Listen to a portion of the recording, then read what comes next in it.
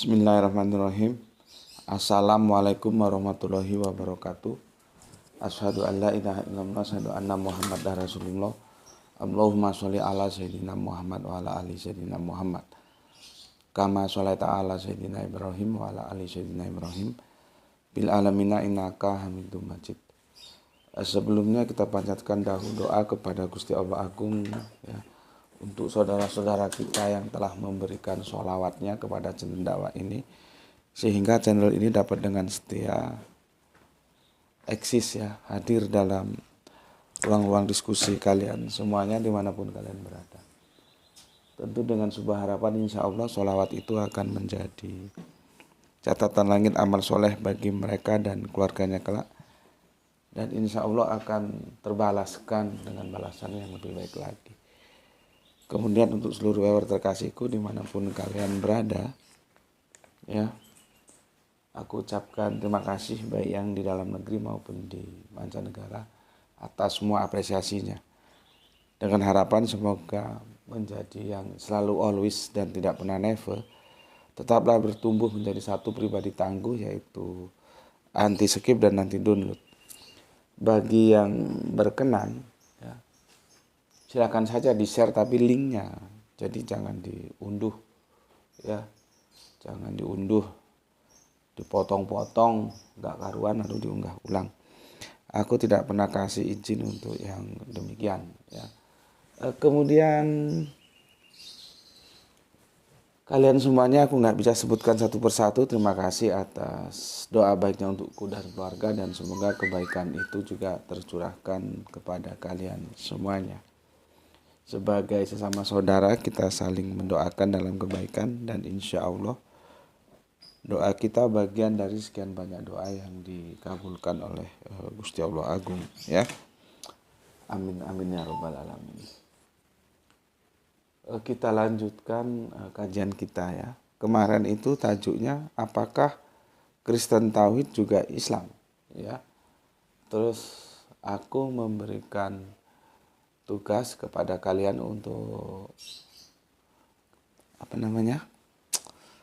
mempelajari dahulu Al-Quran surat apa kemarin ya, lupa aku lihat dulu ya, karena aku akan jelaskan boleh nggak Allah dan Rasulnya itu menjadi dipisahkan gitu ya, boleh nggak sih gitu kan. Kita harus tahu ya, pendidikan kita kan Kristen Tauhid itu dia separuh dari syahadatain. Sedangkan Islam itu kan dibangun dari 5, ketemunya di 1. Di yang pertama syahadat, itu pun dari yang 1 itu separuh kan. Dia terima Allahnya. Nabinya kan beda dengan Islam. Nah, masalahnya bisa nggak terpisah gitu loh. Allahnya diterima, nabinya ditolak kan gitu. Jadi aku akan menjelaskan ya kepada kalian, bisa nggak itu ya. Terus kalau nggak bisa resikonya gimana, kan itu harus dijelaskan dulu ya. Oke, kita ngaji pelan-pelan ya. Bismillahirrahmanirrahim.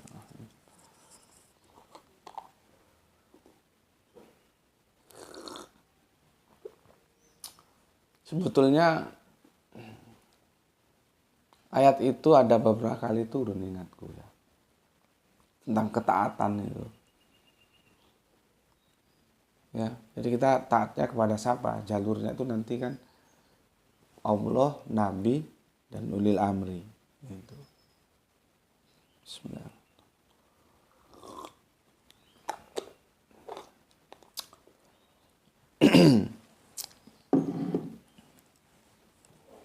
Oke, kita mulai ya. Aku baca dulu komen yang masuk dari kalian. Kita mengalir aja ya. Kita bikin gimana enaknya aja gitu. Pertama dari Agitya Karis ya. Assalamualaikum Tuan Guru Gus Peti, ikutan kembali kajian Islam rasional. Oke, terima kasih untuk Agil Karis yang ada di Semarang ya. Kemudian Kang Mas Joanto. Assalamualaikum, waalaikumsalam warahmatullahi wabarakatuh. Cirebon hadir ikut ngaji Gus. Masya Allah, kajian yang vulgar tanpa tedeng aling-aling. Dengan susah payah jenengan membuat burung-burung yang siap ditugaskan untuk menyampaikan kabar ilahi. Semoga Gus keluarga selalu sehat. Salam Isra untuk saudaraku. Oke, doa yang baik juga untukmu, saudaraku Kang Joanto. Semoga keluarga Anda di sana sehat-sehat juga, dan salam Isra untuk semuanya yang ada di sana, dan terima kasih atas 3 merah hatinya. Ya memang begitu Mas. Kajian itu kalau terlalu banyak basa-basi itu jadi repot ya. Apalagi kan aku pernah bahas itu. Dulu mana adab dengan ilmu gitu ya. Itu di pondok-pondok pesantren itu familiar banget. Saking familiarnya sehingga itu melahirkan sebuah feodalisme. Dalam pemikiran itu tidak boleh ada feodalisme. Ewuh pakai ewuh, sungkan. Kalau Kang Mas RG bilang itu, tidak ada sopan santun dalam pemikiran itu. Sopan santun yang dimaksudkan itu, gini loh ya, jangan salah paham juga. Karena kita sungkan, karena kita nggak enak, karena kita merasa dia itu orang terhormat, sehingga pendapat dia itu menurut kita salah, terus kita biarkan. Itu loh yang dimaksud. Masalahnya kan kalau di pondok-pondok pesantren nggak mungkin terjadi perdebatan dialog antara kiai dan santrinya. Nanti dibilang tidak beradab, maka lahirlah ikon ya tentang ilmu dan adab. Terus seolah-olah adab itu lebih tinggi daripada ilmu. Kan jadi kacau, dan dari dulu aku tolak itu. Kita kan sudah kaji tuh beberapa tahun yang lalu ya, antara adab dan ilmu, karena aku tolak itu feodalisme jadinya ya. Dalam perdebatan, dalam diskusi, dalam apapun itu tidak ada namanya sopan santun. Sopan santun itu yang aku bilang tadi loh ya, jangan disalahpahami. Nanti ini ada maling dicolong lagi videoku, di cut lagi, dipotong-potong lagi, jadi rusak semuanya. Capek aku jawab konfirmasi teman-teman. Yang dimaksud tidak ada sopan santun itu tidak ada ewo pekewo gitu. Bukan berarti terus kita menyerang sakar PDW ngomong tanpa, bukan begitu. Ya kita harus hormati lawan kita. Entah itu lebih muda dari kita, entah itu lebih tua dari kita, ya tentunya harus kita hormati, harus kita siap untuk berbeda. Ya, kita sepakat kepada persamaan, tapi kita sepakat juga untuk tidak sepakat, gitu loh. Karena belum tentu dalam diskusi, dalam apa itu sepakat semuanya. Kalau sepakat semuanya ya alhamdulillah, gitu loh. Begitu juga dalam menuntut ilmu. Ilmu itu kan harus diuji dengan perdebatan. Lah kalau sudah ada ewo pekewo, asungkan sama kiai, nanti bantah kiai. Makanya siapa ya? Itu teman di grup WA kita, ya. Kan gue jelaskan tentang sholat duhur dan sholat Jum'ah itu kan di grup itu kan aku jelaskan. Itu aku dapatkan ilmunya kan dari Torikoh, dan karena temanku bosnya Torikoh. Dan aku diajak masuk ke Torikoh, aku enggak mau. Aku dapat ilmunya saja, tapi masuk ke Torikohnya aku enggak mau. Karena apa? Enggak bisa, jiwaku enggak bisa masuk ke Torikoh. Karena di sana tidak ada ruang untuk mengadu pendapat. Mengadu argumen di sana nggak ada ruang. Sifatnya itu top down. Dari atas ke bawah. Dari atas ke bawah, kita hanya menerima. Aku bukan tipologi begitu. Aku nggak bisa. Nggak cocok dengan jiwaku. Daripada nanti aku dibilang nggak beradab, ya untuk apa? Mending enggak. Karena bagiku berdebat dengan siapapun tidak ada masalah. Dengan kiai kita sekalipun nggak ada masalah. Cuma kan itu tidak menjadi budaya dalam dunia pendidikan kita yang tradisional apalagi.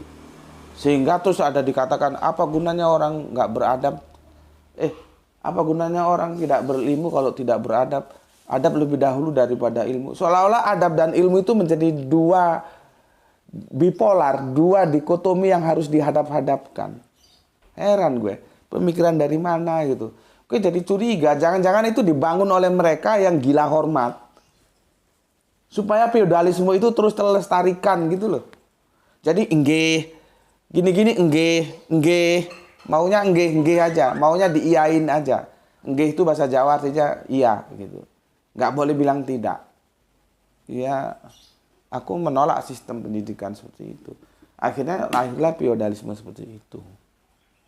Jadi kalau ada yang bilang kajianku itu seperti ini, ya vulgar menjadi vulgar, ya belak-belakan tanpa tedeng aling-aling, ya aku ingin mendobrak itu supaya umat Islam itu tercerdaskan gitu. Kebebasan itu boleh-boleh saja, ya. Cuman kan aku sudah bilang kajian-kajian kita itu kan mainstream itu akan merasa aneh, merasa tidak, loh kok begini ya gitu. Ketika aku dulu ngaji Al-Quran juga, teman-temanku juga yang sama-sama ngaji itu merasa aneh dengan aku. Makanya kalau sebetulnya nggak perlu dipertanyakan sih ya. Karena ya itu sudah menjadi seleksi, itu menjadi pintu untuk menyeleksi siapa yang mau masuk ke sini. Maka kalau dengan jumlah viewer yang seperti kita alami sekarang ini tidak bisa dibandingkan dengan yang lain channelnya itu dengan viewer yang subur gitu. Iya karena tipologinya sudah beda kok.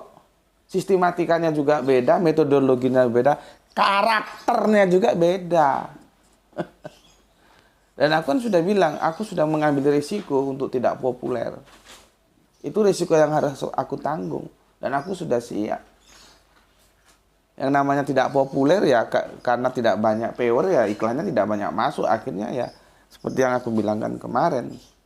Kontribusi dari YouTube itu ya tidak seperti yang diharapkan ya, kadang dapat kadang enggak. Karena sudah terseleksi gitu. Makanya kalau orang masih membandingkan ini di sini channelnya kok viewernya begini. Itu loh di sana gini-gini. Itu otaknya itu isinya itu sampah. Anak geblek aja yang begitu. Makanya gitu-gitu nggak perlu dibiarin aja menggonggong. Ya, karena dia nggak melihat karakteristik. Setiap orang itu punya karakteristik sendiri-sendiri. Gue yang melawan arus gitu. Kalau mau bikin yang supaya dapat PR banyak ya bikin aja kajian ya. Tapi hati nurani gue nggak hadir di sana, nggak bisa.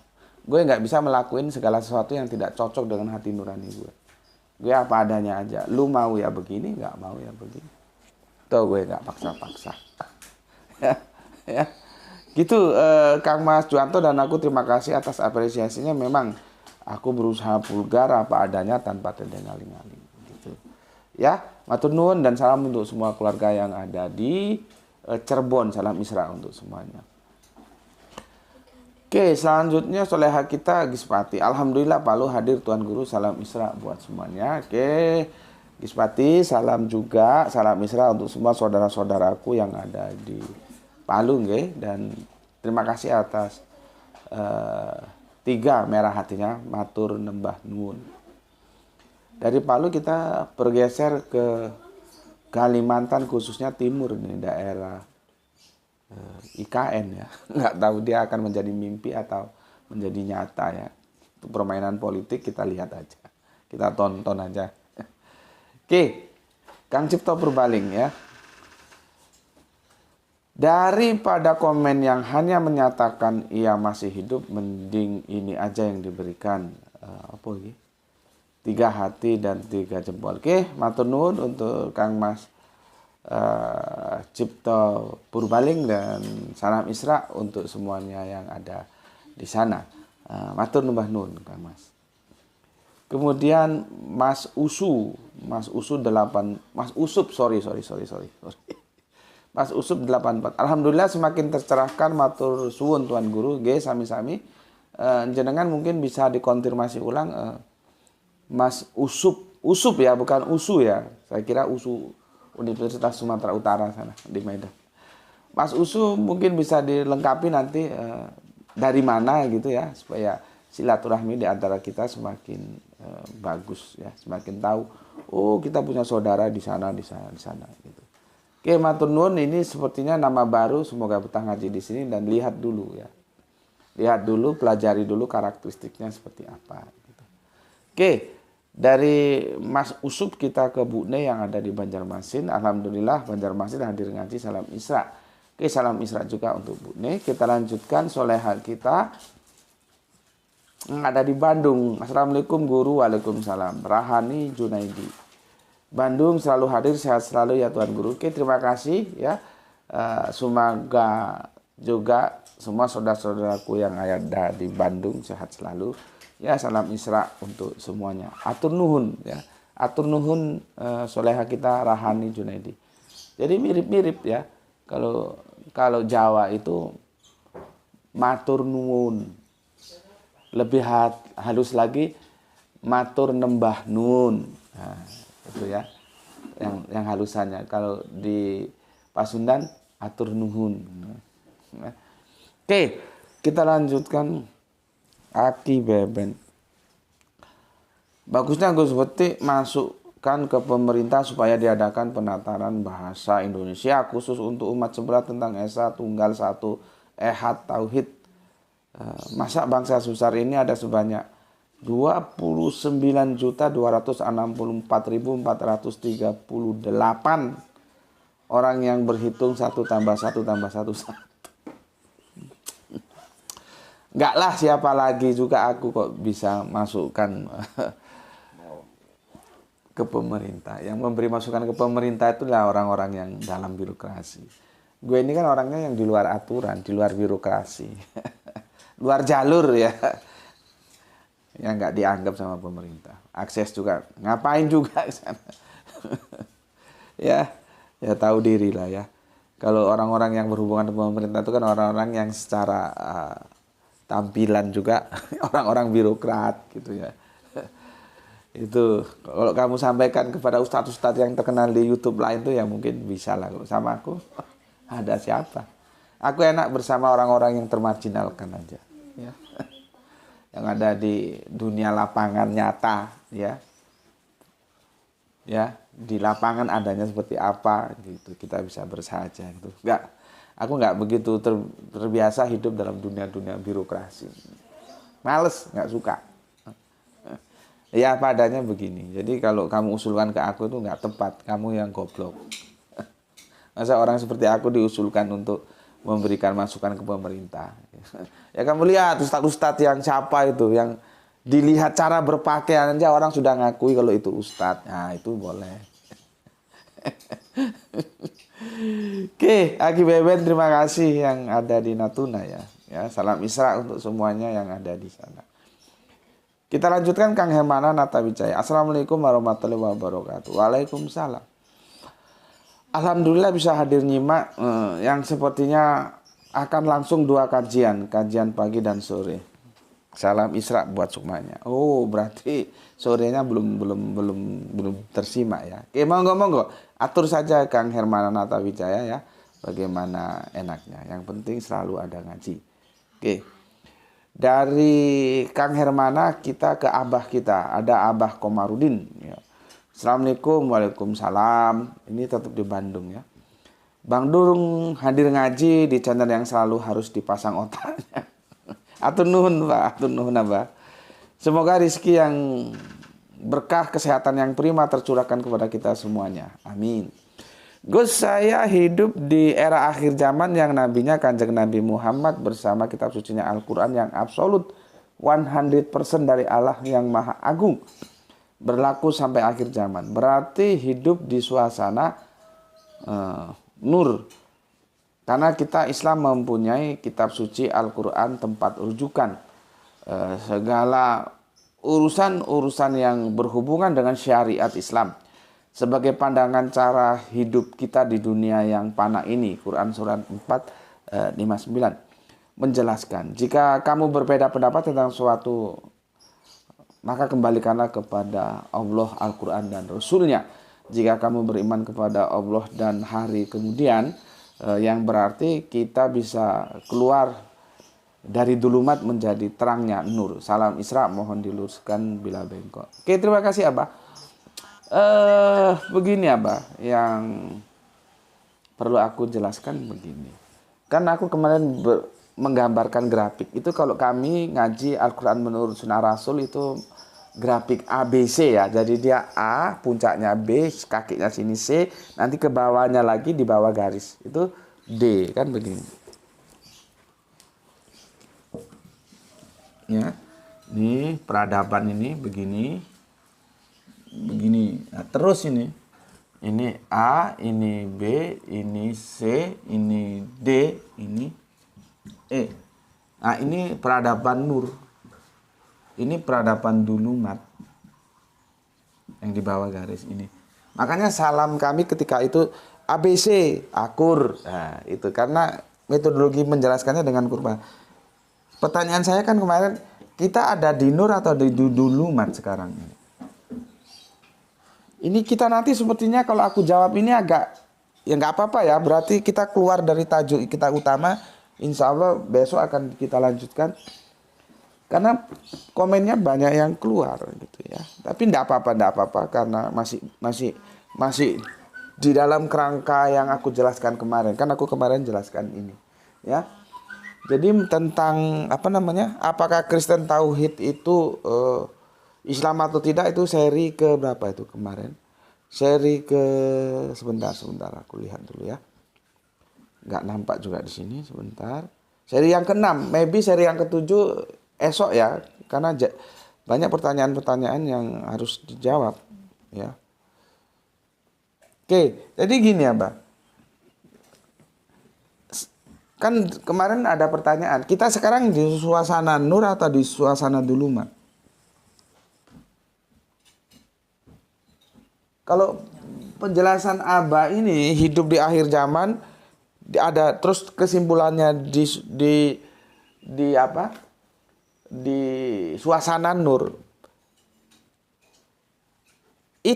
Seharusnya memang begitu, Pak. Teorinya harusnya kita di nur ini.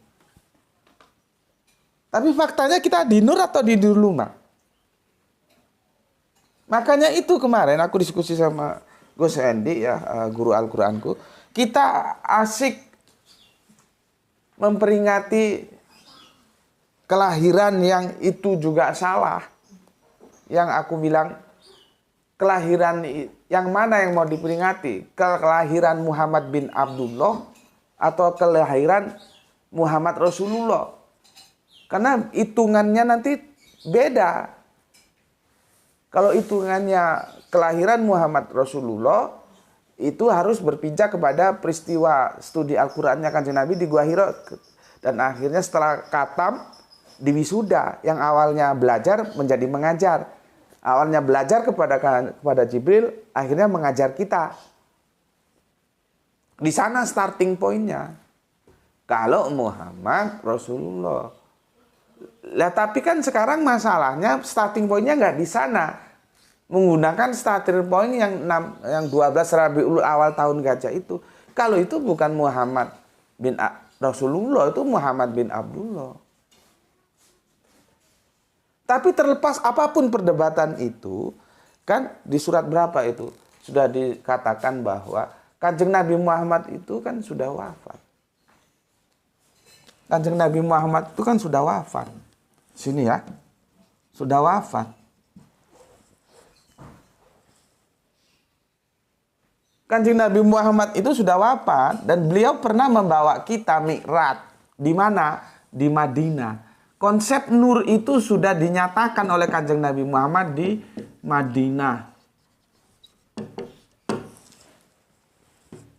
Ini agak sulit lagi menjelaskannya. Karena konsep mi'raj kita itu beda dengan umum. Kalau yang umum kan mi'rajnya ke langit. Mi'raj itu anak tangga.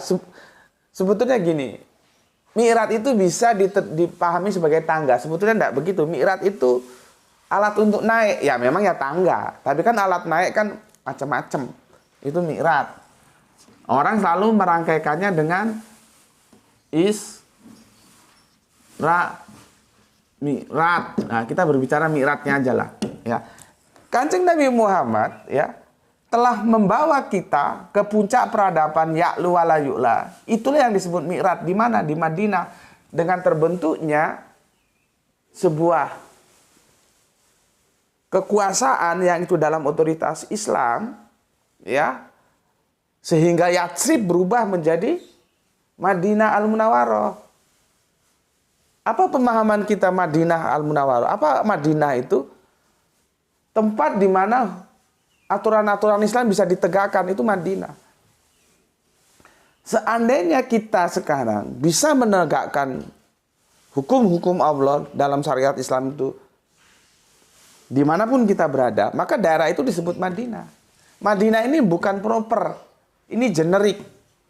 Propernya itu kan apa sih ya? Taib ya. Sorry agak lupa gue. Ingat gue Taib ya. Terus karena di sini hukum Islam bisa ditegakkan, maka menjadi Madinah. Jadi Madinah itu proper, bukan proper name-nya ini. Tolong kalau aku salah dikoreksi ya.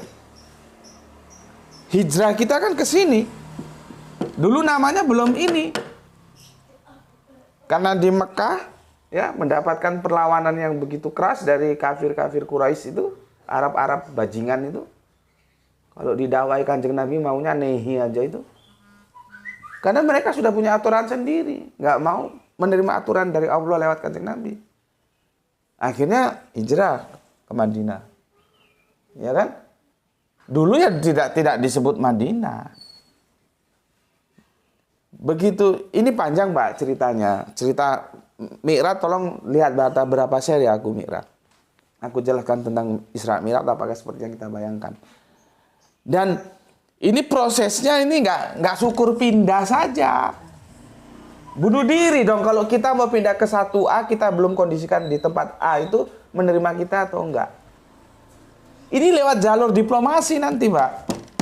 Jalur perdagangan itu yang digunakan.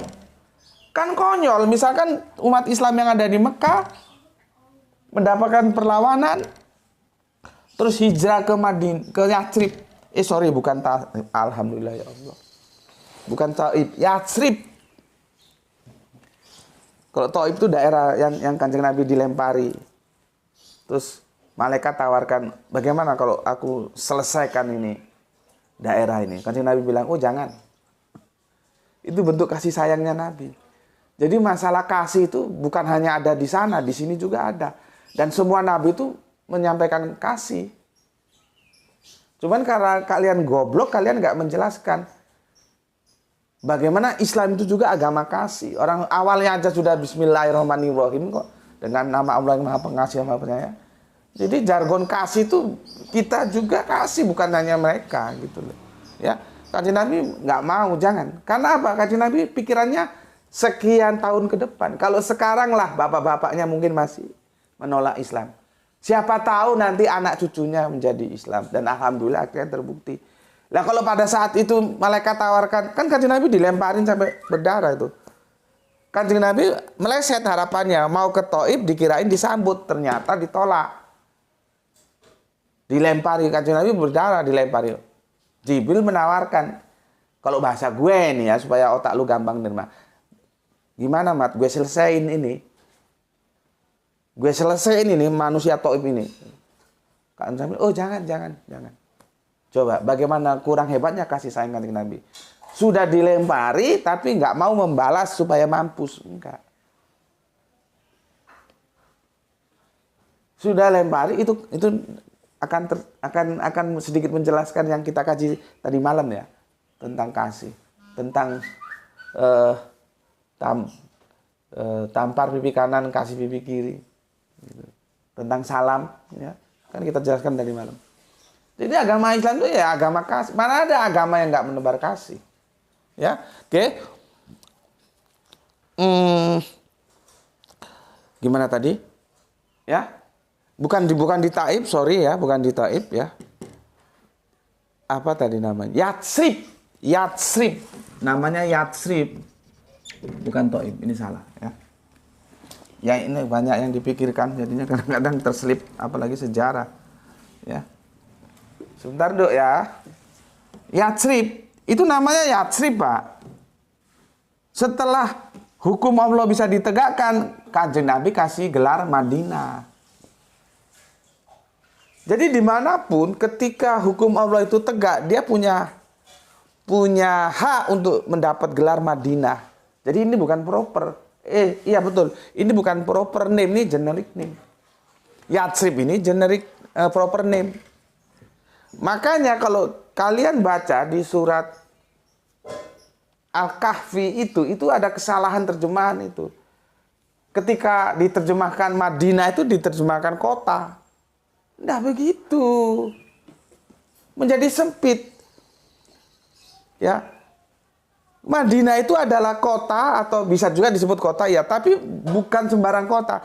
Sebuah kawasan di mana hukum Allah sudah tegak. Makanya itu yang berat itu menjelaskan surat Al-Kahfi. Kemarin ada yang tanya, tidur kok 750 tahun begitu atau gimana gitu. Ya dikirain tidur gini. Sampai beratus-ratus tahun terus nanti dibangunkan gitu. Pemahamannya terlalu harafiah. Coba kalau gue ngomong, otak kalian pakai semua. Gerakan itu telah tidur selama 100 tahun dan sekarang bangkit lagi. Mereka, para antek-antek komunis telah tidur dan sekarang bangkit lagi. Apa tidur begini?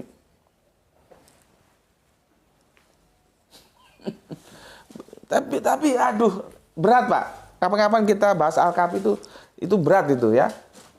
Karena disalah paham nih, Kahfi itu juga bukan gua. Itu kan diterjemahkan gua. Kalau gua itu gor, Kahfi itu tempat bersembunyi. Itu nanti hubungannya dengan kekuasaan Pak, kalau bahas di sana. Ya, oke kita kesini aja dulu. Jadi kalau ketemu kota, itu kan disuruh ke kota itu kan, untuk ngecek coba kamu beli apa ke kota gitu kan. Seharusnya nggak diterjemahkan hanya kota, itu Madinah itu adalah kawasan di mana hukum. Jadi artinya begini, ketika mereka terjaga, kekuasaan itu sudah menegakkan hukum Allah gitu loh. Maka disebut Madinah. Sayangnya terjemahannya Madinah cuma diterjemahkan kota. Madinah itu adalah sebuah kota di mana hukum Allah telah bisa ditegakkan di sana. Gitu ya. Nah, kita kemarin memperingati, perdebatannya kita lalui lah ya, mau memperingati lahirnya Muhammad bin Abdullah atau Muhammad Rasulullah, kita lampaui aja dulu. Ya. Tapi kan selama ini peringatannya hanya begitu-begitu doang. Hanya begitu-begitu doang kan? Mereka tidak ingat ya bahwa Kanjeng Nabi itu telah wafat. Terus perjuangan di Nulo itu sekarang ke siapa kalau bukan ke kita untuk memperjuangkan membentukkan Madinah Al-Munawwaroh. Paham nggak? Ada di pundak kita masing-masing untuk mewujudkan apa yang sudah Kanjeng Nabi. Kanjeng Nabi pernah mengajak kita ke sini. Di sini adalah miklat Kanjeng Nabi, bukan ke langit sana. Setelah Kanjeng Nabi turun, mulai sahabat, mulai turun. Nah, nanti ada pembahasan tentang Zulkarnain. Zulkarnain itu bisa dipahami macam-macam. Ada yang bilang 2 tanduk, ada yang bilang 2 kurun. Kurun kesuksesan Islam nanti akan bangkit lagi. Kalau dipahami itu 2 kurun. Kalau Pak siapa namanya? Abah Komarudin bilang sekarang Dinur dari Hong Kong apa Pak? Saya mau tanya, apa kita sudah bisa membangun Madinah seperti Kanjeng Nabi Muhammad membangun Madinah? Sementara kelahirannya kita peringati tiap tahun. Tiap tahun kan diperingati tapi nggak sadar. Terus kalau udah diperingati mau apa? Kan seharusnya ada gerakan ke sana. Kan sekarang peringatan-peringatan itu hanya sebatas seremonial belaka. Nggak ada aktualisasi. Terus, lakon kate lapo, kamu mau ngapain dok sudah diperingati itu? Seharusnya kan semangat apa yang sudah diperjuangkan Kanjeng Nabi, perjuangan itu beralih ke kita. Sekarang pundak kita yang memikul perjuangan itu. Bagaimana supaya Islam itu menjadi wasaton.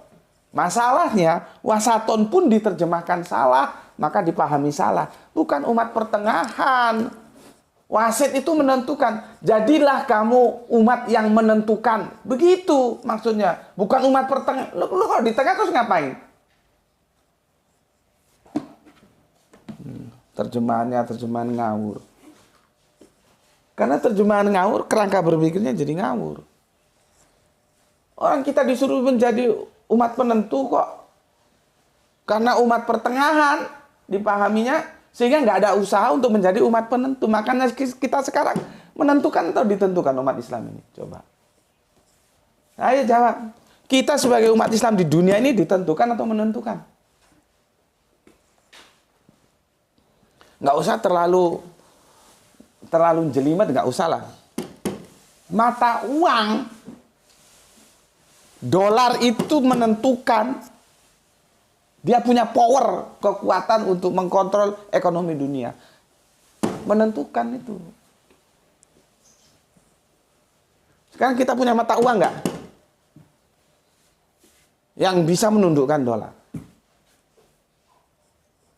Jadi, ini berat Pak, ini kajiannya nanti kita berbicara tentang bagaimana kita menegakkan Madinah Al-Munawwarah. Jadi kalau jenengan bilang kita sekarang sudah di nur, itu nur dari mana Pak? Orang kita sekarang di sini, terus dibilang dari nur. Kita sekarang di sini, jurus kita bagaimana menyambut kebangkitan kedua, kurun kedua. Makanya kan gue bilang, kalau begini caranya, kapan umat Islam itu kiamat? Kapan kita bangkit? Karena metodologi pendidikannya itu terlalu hohoi. Makanya gue bilang tadi, ada Mas Juantoanto, ya, gue memang stylenya gitu, bla-blaan aja. Karena umat ini nggak akan menjadi pinter kalau kajiannya hohoi. Bla-blaan aja. Terang-terangan, kita kaji bareng-bareng gitu.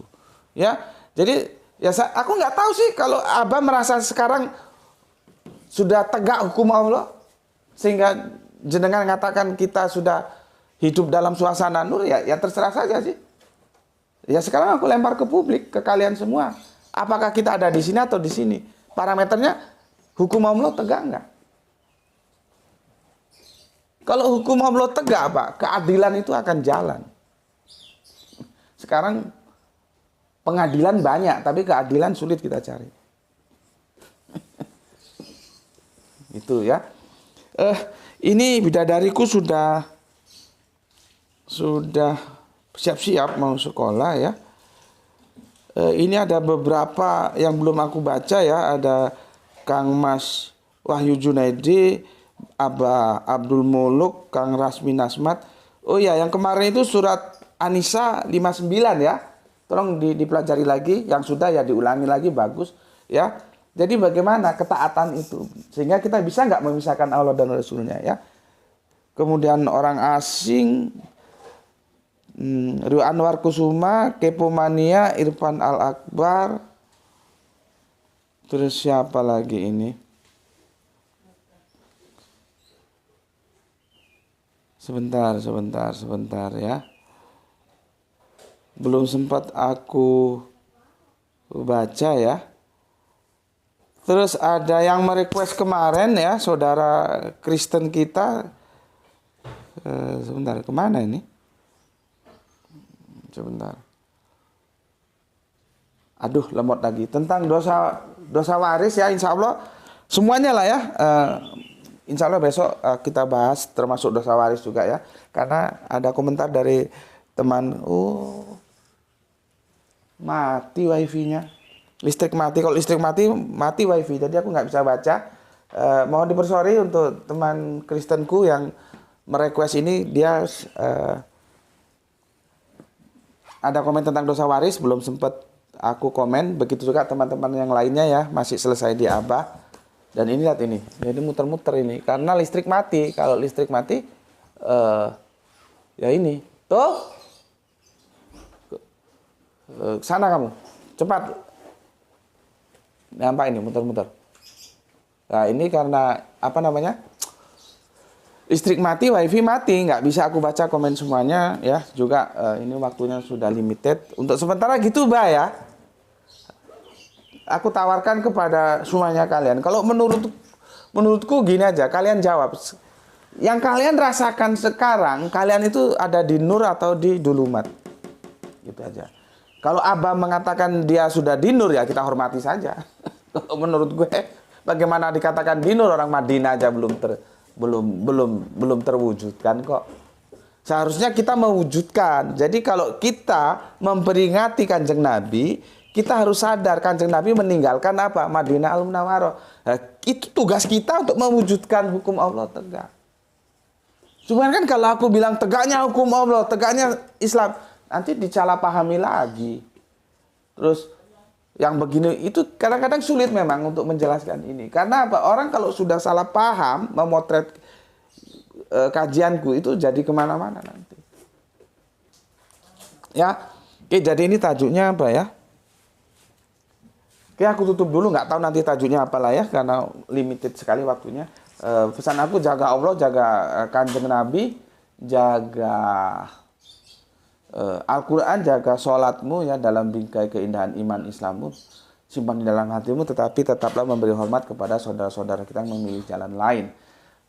Semoga mendapatkan keberuntungan, rezeki yang barokah, dan kesehatan yang prima. Terima kasih. Salam Isra Islam Rasional. Alhamdulillahirabbil alamin.